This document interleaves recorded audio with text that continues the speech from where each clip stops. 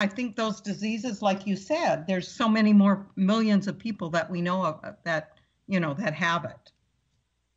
Yeah, so what happens is inflammation attacks your body. And so I ended up having non alcoholic liver disease. And Oh, then I also was very inflamed. Everything inside of me was hurting, everything on the outside was hurting.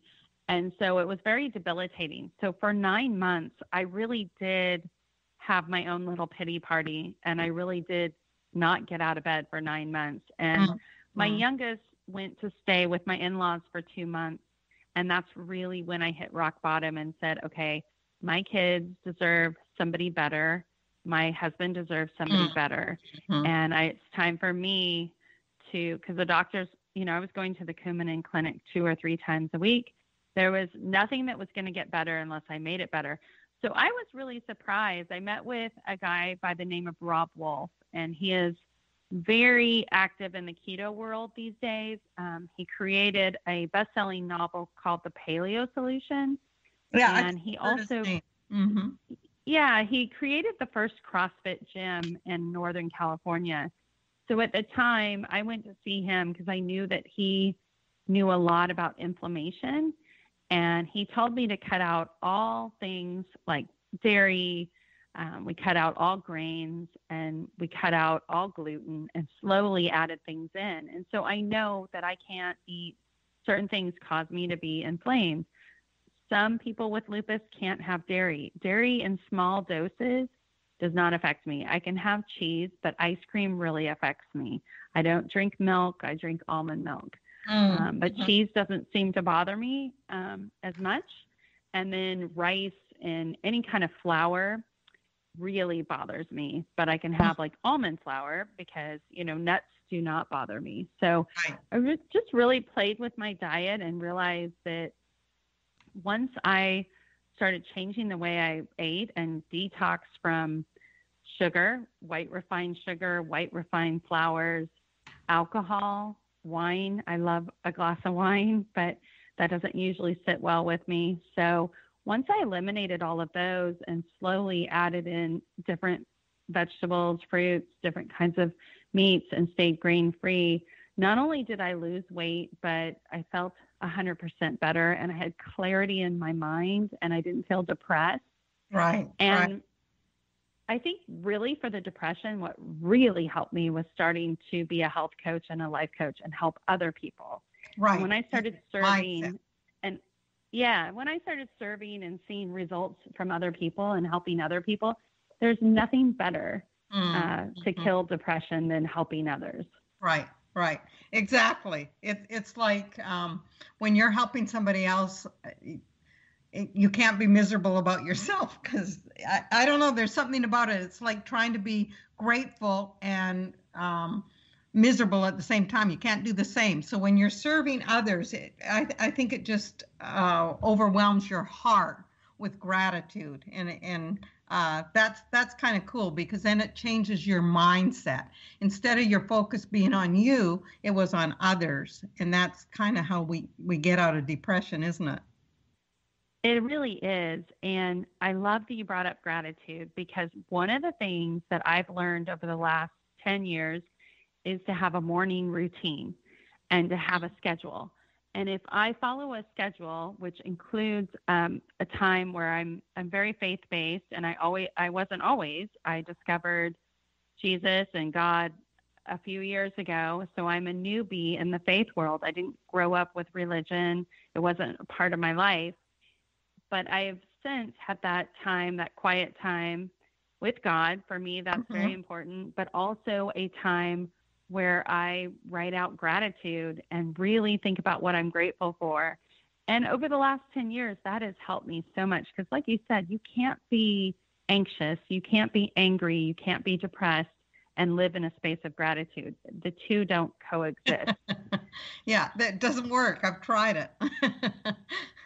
It's Yes, one or the other, and it's a matter of choice. So we can choose gratitude.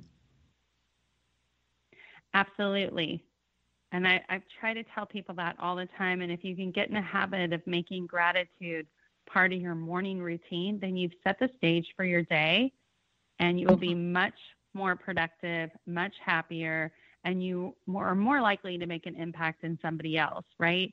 So Right. people are not going to remember what you have. They're going to remember the way you made them feel. And if you're living in a space of gratitude, then you're going to appreciate everybody and everything that comes in your path, even when it doesn't look great. I appreciate so much being sick now. At the time, honestly, I felt like I wanted to commit suicide, and I've never been suicidal. And I felt like I wanted to. I remember calling my husband and saying, how much life insurance do you have? Because you guys deserve better, and I can't do anything, and I'm worthless. And I remember feeling that low.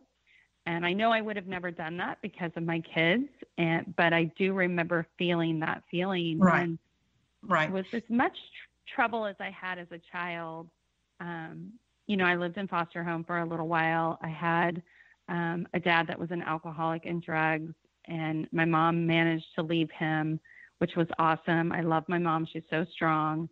But it wasn't always a great time for me back then. And I never, ever remember feeling as low as I did when I was sick. So it was a tough time, but I am so grateful because my life wouldn't be where it is today had I not experienced those 9 months of really rough times and pull myself out of it. And I feel so strong now. Like I can tackle anything that comes my way from tackling that. Right. Right. And I think in what you were reflecting was you have had kind of a spiritual awakening. And I believe you've seen that God had saved you for a purpose. And if that purpose is helping others and your family, that is beautiful. And so I think God uses some of those things that we've gone through. If we turn around and make a choice and say, what can I learn from this? And I am responsible for how I react to this. It's amazing what begins to happen beyond that. I love that story. I've got a quick question. Now with your Cali'flour Foods, I'm really curious. You said you just launched lasagna and enchiladas. Is that with the noodles of cauliflower? So what we do is we replace the traditional tortillas and the noodles that you would find in lasagna and the tortillas and the enchiladas, and we replace them with cauliflower. So you cannot taste it though. And I will admit to you, and I have on many other podcasts, I was not a fan of cauliflower. It was not a vegetable that I ever purchased 10 years ago. I honestly did not think it was really truly a vegetable because it wasn't green, it was white, and I didn't like the smell of it. But I've loved it because it's so bland. It takes on whatever flavors you put with it. So I wrote a cookbook that was a national bestseller in 2019. What is it called? I'm so grateful for that experience. It's called The Cali'flour Kitchen. And in it, I have desserts, I have breakfast pizzas, I have lasagna and enchiladas. And at the little mini pizza bar restaurant we owned, we also served enchiladas and lasagna, and they became fan favorites. So the company, especially the new partner that I brought in, decided, well, we need to make this, scale it, and make it for the masses. And so Walmart has picked it up, and Whole Foods is picking it up, and it's also in some Kroger's and Safeway and Albertsons. So I can hardly wait. I'm writing that down. It's low carb. It's no added sugar, so a diabetic can eat it. Obviously, anybody with autoimmune can eat it. It's amazing. It tastes delicious, and it's almost exactly like the one in the cookbook. Almost, not quite, but almost. Exciting. Okay, I've written them down. We're almost out of time, Amy, but I am so glad you're going to be back with us next week. Thank you for sharing your story. And let the audience know how they can get a hold of you. Oh, sure. And first of all, thank you so much. It's such an honor to be on here. And I just love what you're doing and what you're about. And so I'm really grateful. As we talked about gratitude, I'm really grateful to be here and to be with you. You can reach out to me personally at Hey Amy Lacey on Instagram, or Amy Lacey on Facebook, and I have a 10% discount on my personal website for Cali'flour Foods. It'll take you to their website. Or if you just want to check out Cali'flour Foods, it's www.cauliflour, CALIFLOUR, foods.com. So Cali, the new flour, the new white flour, so it's spelled like flour, white flour.com, foods.com. Or I'm responsible for my own social media. I'm the one that's on there. I don't have an agency. So if you DM me on Instagram or you message me on Facebook, I will get back to you. And I love to talk to people. So either one of those would be great. What a treat to have you here today. I was so excited.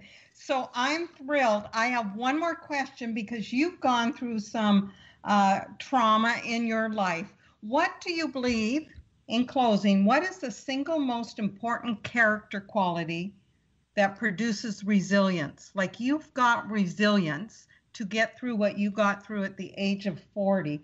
What was the single most important quality, character quality for you to get through that? Oh boy.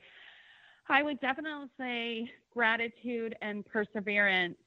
They kind of go hand in hand, and breaking through that fear. You just have to push through it, and you'll be surprised at what happens on the other side of pushing through. So perseverance for sure. There's a lot of highs and a lot of lows. And you have to persevere, take those highs and push through those lows. Beautiful. And gratitude, living in a space of gratitude. I hear you. Well, thank you for coming in, Amy. This is great. And to the audience, I'm so glad she's going to be back here with us next week. And remember out there, it is never too late. It is never too late to get more healthy, never too late to lose weight, to develop more perseverance, like Amy's talking about. It is never too late to follow your dreams. It is never too late to live a life of purpose. It is just never too late, ever. Thank you, Amy, and we'll see you back here next week. I'm looking forward to it.